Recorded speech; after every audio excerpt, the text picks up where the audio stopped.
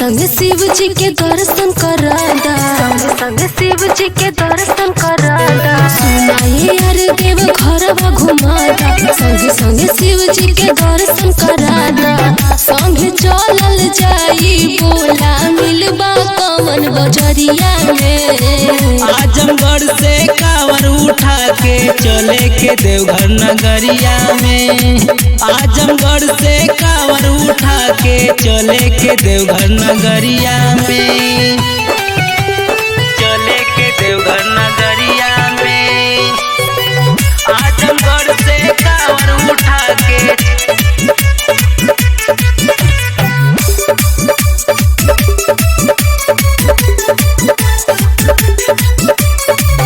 जोड़ी के सलामत रखिए भोला जी हमार हो। हजारों जन्म ले रही हमनी के प्यार हो, हमनी के प्यार हो। जोड़ी के सलामत रखिए भोला जी हमार हो। हजारों जन्म ले रही हमनी के प्यार हो।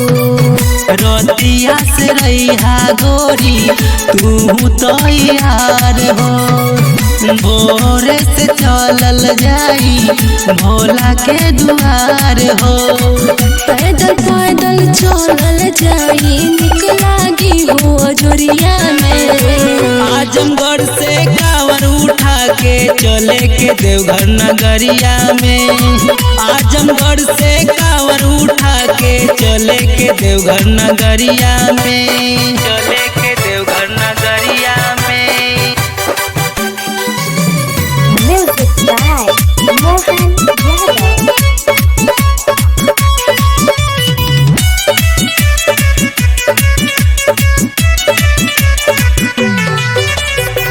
लचकत कवरिया हो बड़ा निक लागे।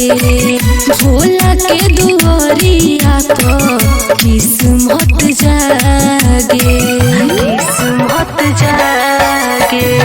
लचकत कवरिया हो बड़ा निक लागे।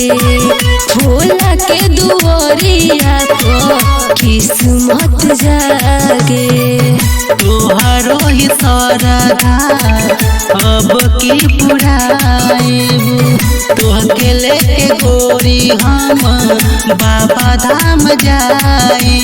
बड़ा सुकून मिले सिंहासन भोला के जय करिया में। आजमगढ़ से कांवर उठा के चले के देवघर नगरिया में। आजमगढ़ से कांवर उठा के चले के देवघर नगरिया में।